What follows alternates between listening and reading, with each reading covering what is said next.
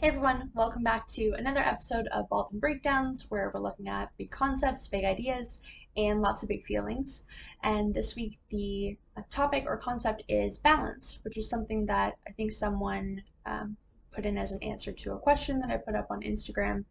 And so I'm going to go into how I see it as a therapist from a therapeutic perspective, but also some legitimate ways as to how in our everyday life we can carve out uh, a timeline and a level of understanding about what we want to balance that works for us. So I'm sitting very far away. From a therapeutic perspective, I think I have this written in, my bios and whatever in random places. But with any client and working on any like issue or problem, I'm always helping us work towards balancing two major things. So, one being accepting and mindful of current situations or current circumstances. So, what that means is that I want us to balance acknowledging and being accepting of how life currently is, and all the stuff that comes along with that. And so I work on balancing that with also making changes and doing things, whether they're new or previous habits, that actually help you align with your values and allow you to do things in your life that bring you meaning, joy, and purpose. So balancing those two things is kind of always at the forefront of my mind in an individual session and just in the kind of larger trajectory of treatment with any of my clients. And so thinking about balance outside of therapy and in our everyday lives, what actually came to mind for me was my recent shift with my dog, where I've started to feed her a raw food diet. And my partner is kind of very knowledgeable on that. And so he essentially told me that not every single meal is going to be perfect because you need certain proportions of like meat, bone, organs, stuff like that.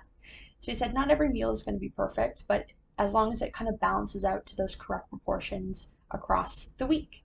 So, if she needs like 100 grams of bone, then she might not get 100 grams of bone in every single meal, but across the week, she's going to get that total appropriate amount. So some days she may have 80, some days she may have like 120 grams, whatever. And it's okay as long as it balances out throughout the week.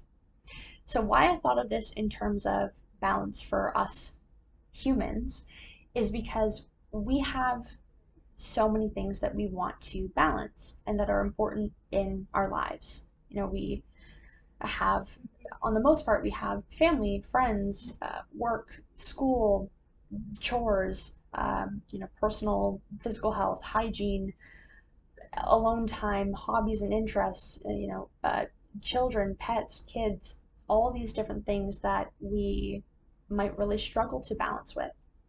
And so if we have all those things, if I'm looking at all of those things as parts of my life that matter to me, I may not realistically have time for every single one of those items throughout my day to do so in a balanced way. And so part of why I brought this up is because it's important and helpful to think about, you know, the things that matter to you. What is that kind of realistic timeline that you can balance it out on? So for me, visiting my family members is something where I don't have time in my schedule to do it every single day, nor every single week. But if I go more than a month without doing it, it doesn't feel good and I feel really unbalanced. And so, in the same way that my dog, if I have her food balanced over a week, it's great. But if I, try to balance those proportions out across a month, that's probably not going to be too good for her. If I spent like 2 weeks just feeding her bone and then 2 weeks just feeding her meat and organs, that's not going to be great for her system. But across a week is fine, and that does give her a good level of balance. So, really thinking about okay, what are these pieces of my life that I want to balance, and how long can I go without them before I notice the detrimental impacts? So, for me, if I go more than a day without meditating, I notice it. That's why it's something that I bring into my life and balance as a daily practice. Whereas there are other parts of my life that I can stretch to a week or to a month. So thinking about what is that timeline that allows you to feel balanced and centered and manage all these different balls without having to feel like you have to do every single one every single day. The last part I'm going to talk about is just tools and strategies that can actually help us maintain that. So once we've kind of reflected and thought about what things we care about and how often we would like to see them happen in our lives, these are a few things that we can do to keep ourselves accountable. So one is scheduling, like physically putting it into your calendar, into your phone, into whatever way that you kind of keep track of your life.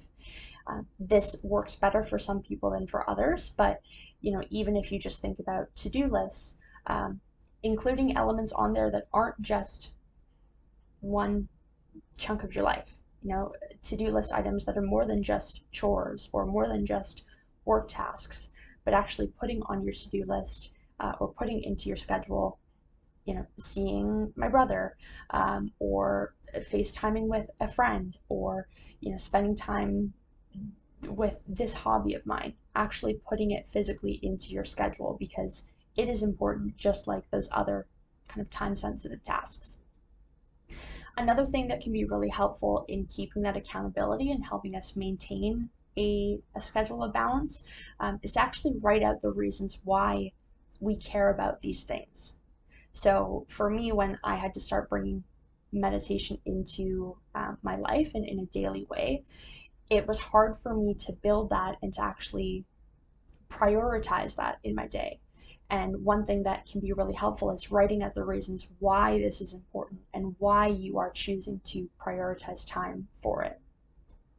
And then another piece is telling other people about these kind of new things you want to keep in your life, or these new timelines that you're going to hold yourself to, so that you can have kind of an accountability buddy in a way, whether that's a friend or family member or whatever, having a conversation with someone so that they can also know, oh, okay, cool, like you're working on bringing this thing in, and they may have other ways to support you through that.